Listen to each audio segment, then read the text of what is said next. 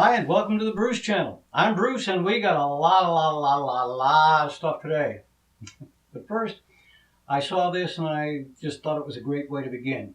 If you remember the old song, some of you will, you'll get it. All right, so 100 years ago, well, not literally, but a long time ago, back in 62 and 63, I think, there was a British TV program called The Week That Was. I'm not plagiarizing the name, I am annexing it. It is now officially mine, merited simply by how much I got into the week, which is, if you think about it, at least as much authority as Columbus had, or the Pilgrims, or the Conquistadores. So where to begin? The beginning, which would be a week ago. Last Sunday, right around the time I published last week's show, it was snowing here.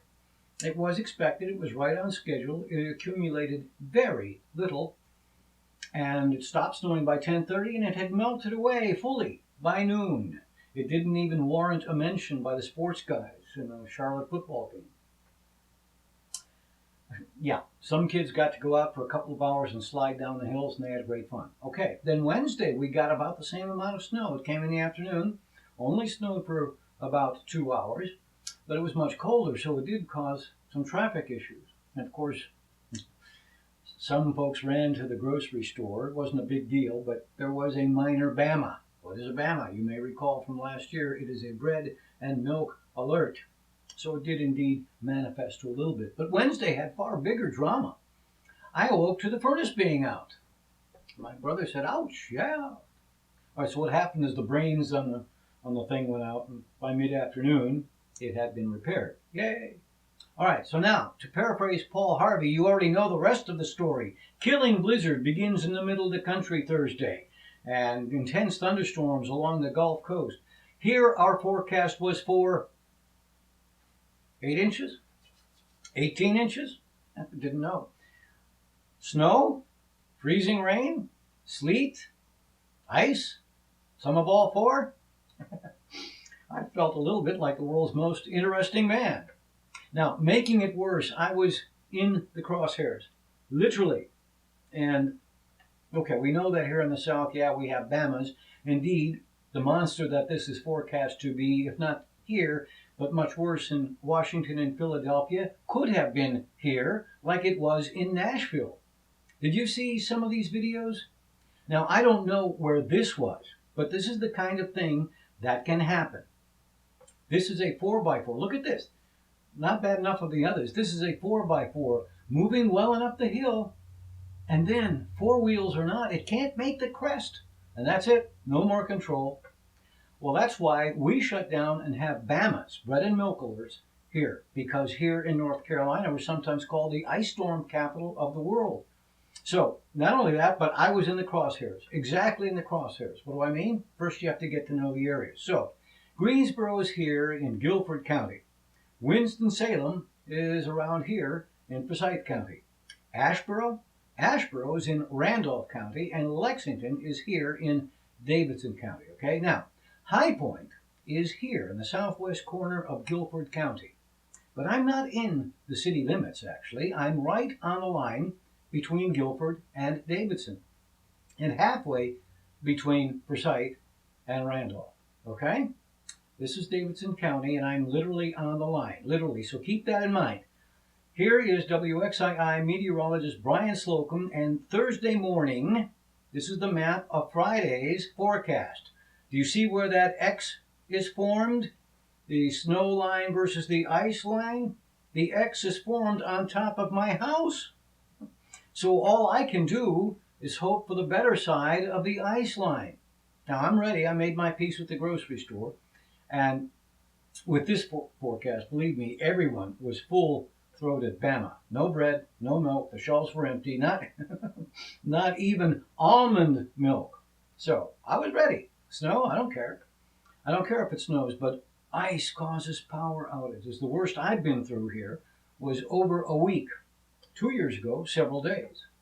So I made hard-boiled eggs and some other things in advance that wouldn't need cooking again, and I settled in. So I'm Pleased to tell you, as I record this, the snow ended by 10 a.m. Friday and changed to sleet. Sleet. It made the snow that was there crusty, but no ice accumulation. And then late Friday night, it changed back to snow, but it's okay. So, oh, the crust was interesting. I paced it. I'd break the crust about every 5 steps. I'm not a big guy. A linebacker would doubtless break the crust every step, and a ballerina never would. All right, so I do have to show you some of these pictures. Now, this one, self-explanatory, obviously. But look at this one. You know, during the morning shows, they've got the crawl going. Who's going to be closed? All the schools, of course, and many businesses closed on Friday and Saturday, too. On Friday, though, even some postal routes were canceled. Apparently, there are some things that shall keep these carriers from their appointed rounds. Anyway, during the various closings, this one is very unusual. And all I can say is, poor Dale, I hope at the very least Dale lives next door to Metalworks of High Point. Anyway, I dodged a bullet. Now, there are a lot of power outages in North Carolina. Charlotte got a lot more than where I am, but most of it was farther to the east. And you know, if it had been more devastating in Charlotte, depending how bad, Panthers game might have had to have been postponed. I mean, if you don't have electric to the stadium. Okay, speaking of the Panthers, it was the best of times, it was the worst of times. It was the age of wisdom, it was the age of foolishness. Yeah, we go from Paul Harvey to Charles Dickens. I'm pretty sure Mr. Dickens never wrote about an NFL game. But had he watched last week's game between Seattle and Carolina, he might have written those words again. In the first, 3.5 minutes? Okay, so there's the opening kickoff. Carolina starts their first running play, goes for 59 yards, then, almost immediately they've got a touchdown. They kick off. Seattle's got the ball. Pick 6 just like that. It's 14-0. And that kind of explosive start doesn't happen often, but when it does, it often sets the tone for the rest of the game. And indeed, Carolina went on cruise control. They were just cooking along, 31-0 at the half. Now, I'd pick Seattle because too often I'd seen the Panthers disappoint or at least play erratically, even if in a win. So what happens? Halftime, 31-0, but Seattle in the second half scored 24 unanswered points. It ended 31-24. And if the onside kick had worked, who knows? So, all right, not quite a tale of two cities, more of a tale of two halves. I went 50-50 overall. I picked Kansas City. That was the other wrong pick. The Patriots did seem to dominate for much of the game, and they are proven they are now fully healthy. They're going to be tough to beat. But I did pick the Broncos, and that was interesting because the Steelers managed to make it fairly close, and they were banged up. Lots of starters out and playing hurt. And the Cardinals did beat Green Bay. I picked that, but they had to go to overtime. So, I don't know.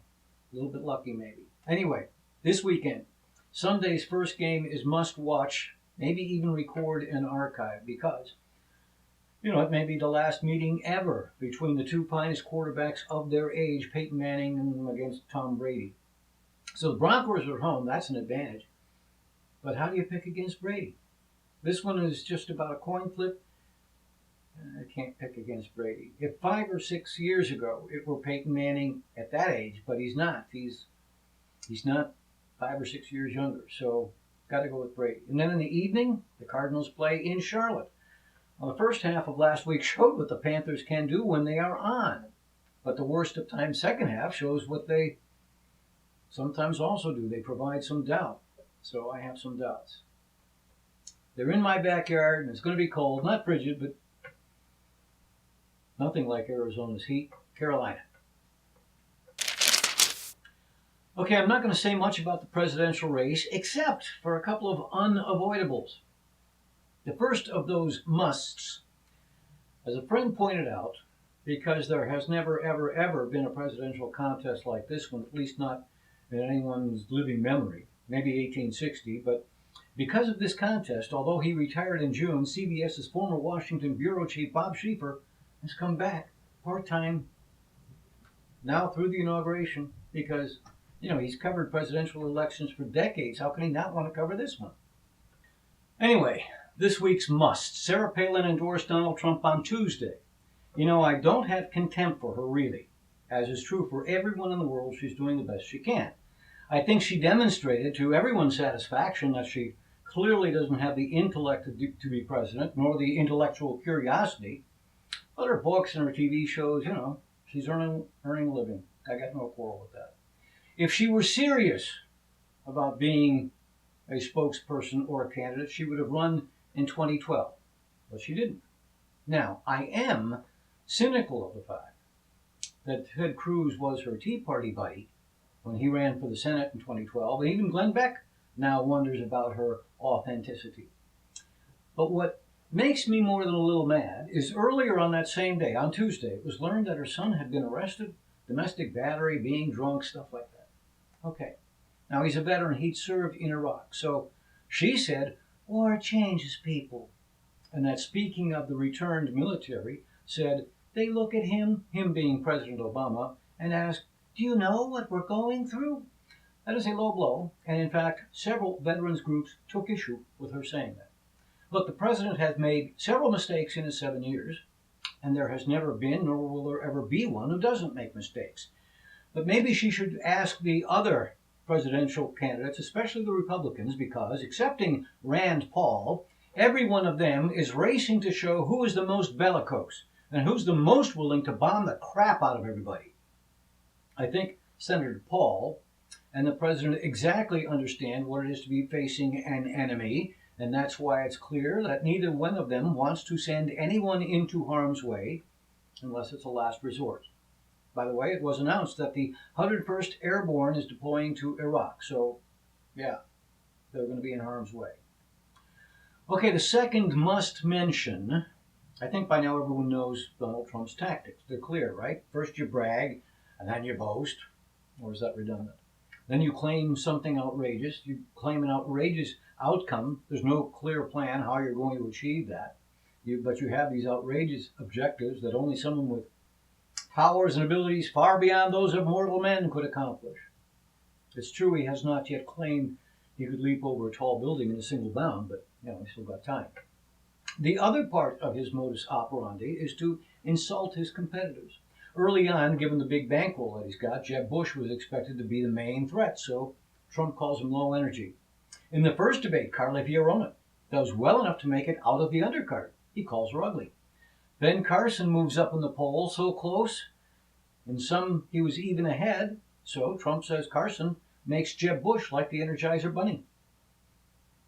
More recently, Ted Cruz has moved to second place. So 2 weeks ago, Trump starts hitting him, singing "Oh Canada" maybe. No, Ted Cruz was born in Canada.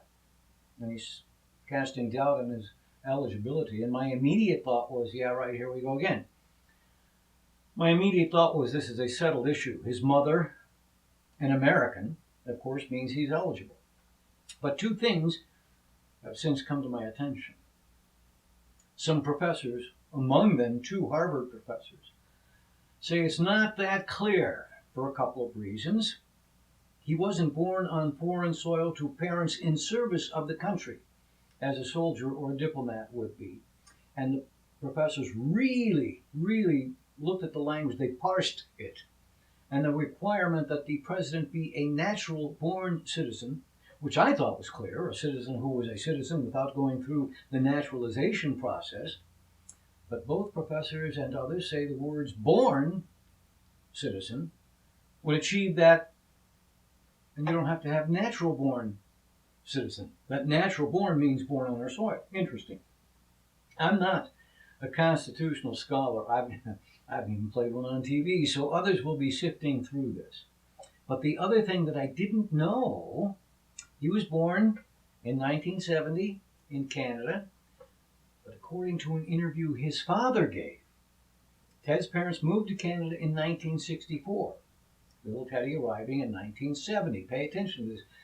He was born to parents who had lived in Canada for at least 4 years at that time and had applied for and received Canadian citizenship under Canadian immigration and naturalization laws. They apparently were voting in Canada as Canadian citizens.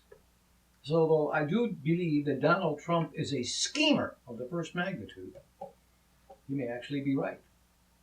There may be enough, at least, for a legal challenge to be made. Who'd have thunk it? So last week I spoke of the Dr. Oz show discussing sugar, high fructose corn syrup, and how those things affect our bodies. Well, a viewer wrote to tell me of a documentary. It's streaming on Netflix. It is called Fed Up. Now, I knew most of what I saw. After all, that's why I wrote the book. I wrote and summarized the many books and interviews and podcasts that led to my understanding of why we gain weight. But Fed Up taught me many things. And I was gratified again when some of the authorities I cited were very prominently featured in the documentary. There's also some sad times, heartbreaking actually. Followed the story of a number of kids, 10 years old, 14 years old. They were obese, and you know how cruel kids can be at that age. And these kids were really trying to follow the rules. Eat healthy, eat less, exercise. As I pointed out in my book, so many who should know better still cling to myths like energy balance. The movie opens with energy balance. Eat this number of calories, burn the same number of calories, and your weight is stable. If you're too heavy, eat less or move more. But that is a myth. It is what you eat, not how much you eat. And the documentary addressed that right from the get-go. So I was very gratified. Still, I did learn some things, and I strongly recommend that you watch. Recommend? I urge you to. And it may be available elsewhere. I streamed it through Netflix. Again, it's called Fed Up. Hey, let me tell you about my book, Shrink. Or wait, I can let others do it.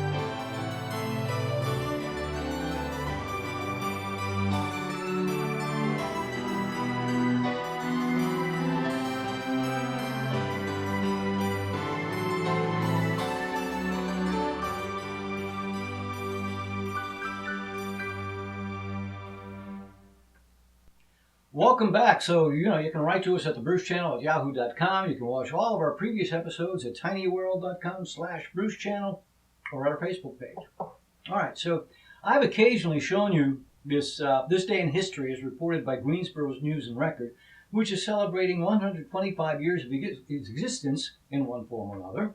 So on Thursday in 1960, Miss Sam, a monkey, rode a rocket during the early testing phase of the U.S. space program. But it didn't say how it turned out. Did she just drift on and on? So I did some research. Here's what I found. First off, Miss Sam was actually one of the last, and yes, we did put a man in space 17 months later. But the first monkey the U.S. put in space was Albert, a rhesus monkey who blasted off on June 11, 1948, on a V-2 rocket. Remember, the V-2s were made by Germany during World War II, but we bid for the services, as the Soviets did, of the German rocket scientists. By the way, the argument could have been made, actually was made by some, that they, the German rocket scientists, could have been tried as war criminals. Anyway, we've shown certainly from time to time that principle is one thing and pragmatism is another. Anyway, we got busy making V-2s. Albert died of suffocation. A year ago on another V-2, we launched our second monkey, Albert II. By the way, Albert was the first monkey in space. He reached the Kármán line, the beginning of space, considered to be 100 kilometers altitude. Poor Albert II did not suffocate. His parachute didn't open. He died upon impact. Albert III, another V-2, and it blew up at 35,000 feet. The last monkey to ride a V-2 was cleverly named, you betcha, Albert IV. Another bad parachute, another dead Albert. In April 1951, Albert V. No more V2s now. The fifth died when the parachute didn't open. As I was learning all this, I couldn't help wonder, these guys are rocket scientists, right? They're smart, right? And they can't show more imagination than Albert again and again and again? Is it asking too much? Without trying hard. Albert, Bob, Charles, David, Edward, Frank, George.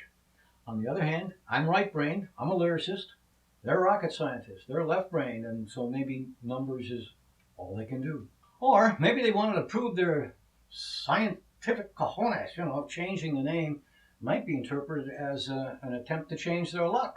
All these Alberts kept dying, but scientists can't believe in luck. Anyway, Albert VI landed safely on September 20th, 1951. Changed the luck. Almost. Parachute worked. Landed in New Mexico in September. Took them a couple hours to find him. Albert VI survived the flight. He survived the landing, but he died 2 days later. Largely because, it was like being cooked in the New Mexico sun in the time it took to find him. Anyway, he was the last Albert. The following May, Patricia and Mike survived the flight, a landing, and more than 2 days. Then in December of 59, Sam flew, and then the next month, January 21st, Miss Sam made her flight and survived. As I was researching all of that, I couldn't help but wonder. All right, so we've walked on the moon, but our pursuit of spaceflight, isn't it at least worth considering if all of that was moral? Isn't it at least a bit arrogant of us, we human beings, to take these sentient creatures? All right, maybe they're not scholastic all-stars, and maybe they're not able to think in the abstract, but monkeys do make tools, they do mourn, they have emotions, they feel fear, they are sentient, they have memories, and we nevertheless subject them to things like this? I never heard of a young monkey or chimp say, I want to be an astronaut when I grow up, or even a fireman. Just saying. Okay, the biggest news this week, absolutely the biggest, and it's not even close, and that's because it's almost as big as the planet Neptune. 2 astronomers from Caltech think they have found a new planet far away. Way far away. It is so far away. How far is it? It's so far away. It is billions, that's B, billions miles farther than the planet Pluto. I mean the ex-planet Pluto. You may recall that, 10 years ago, Pluto was laid off from its gig as a planet. So what's really ironic is one of the two is Mike Brown, and he's the guy who dissed Pluto. And it's not absolutely established either. It's so far away, no one has seen it.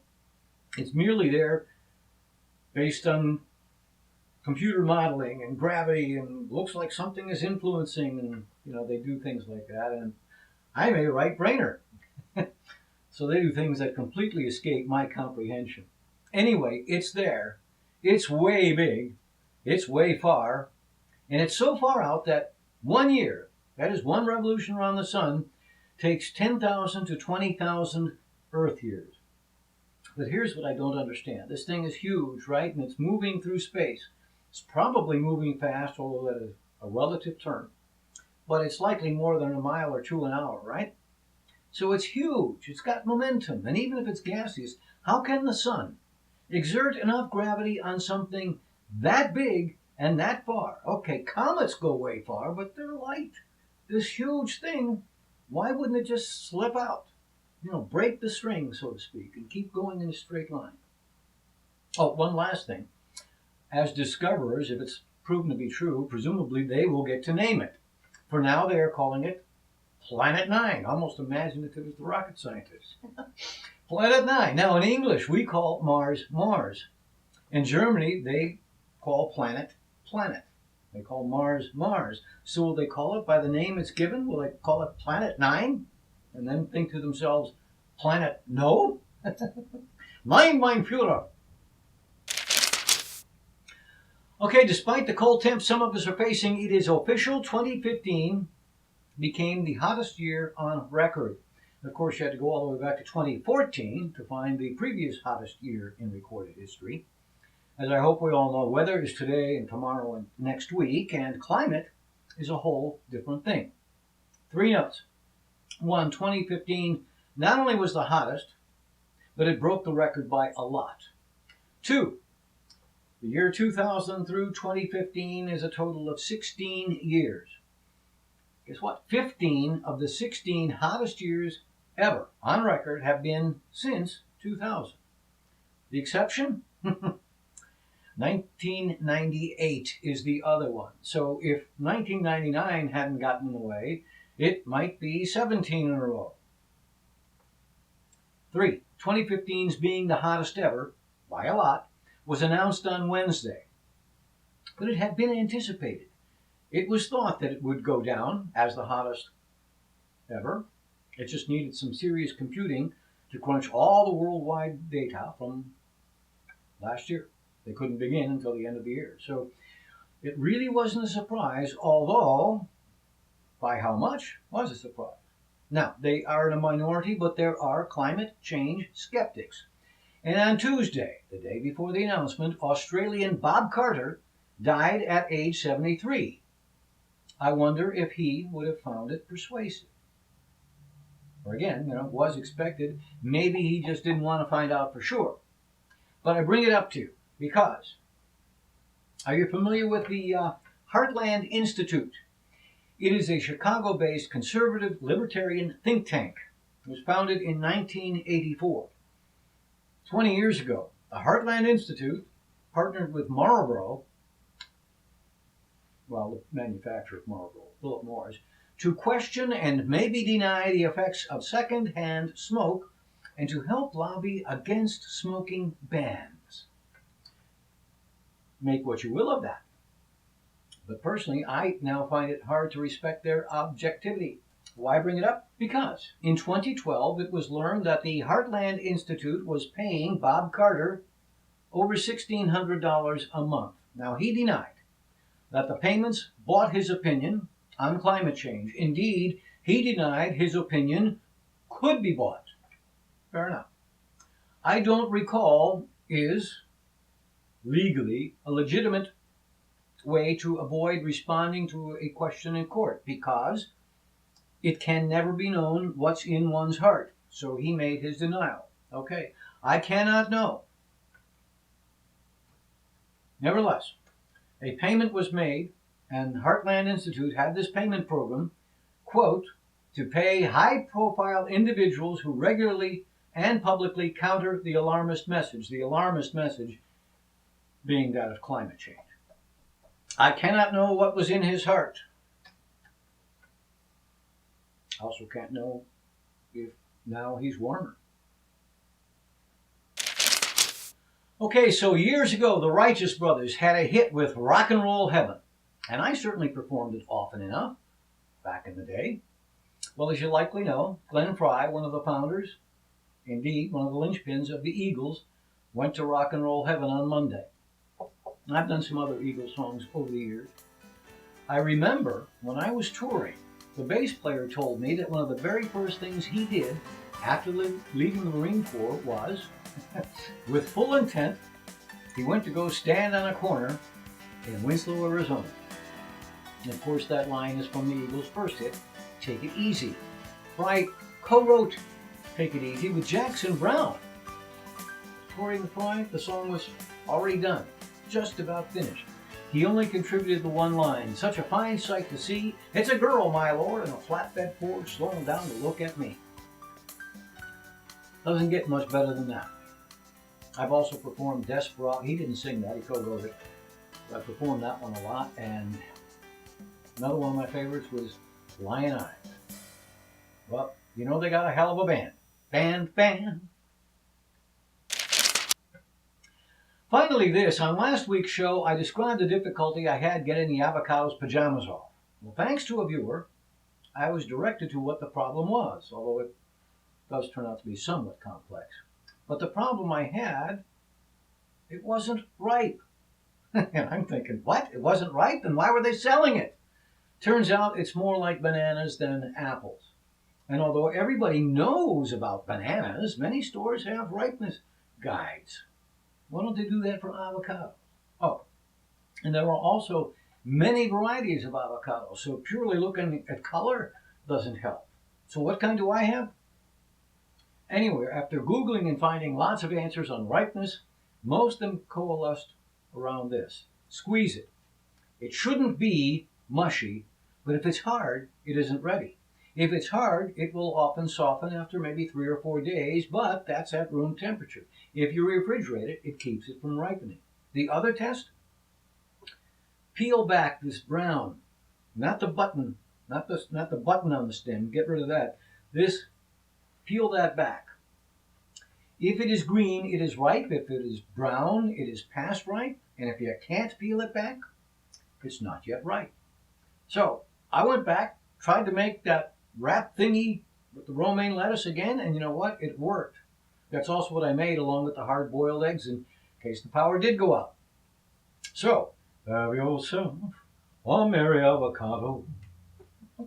I hope your upcoming week is the best one you've ever had.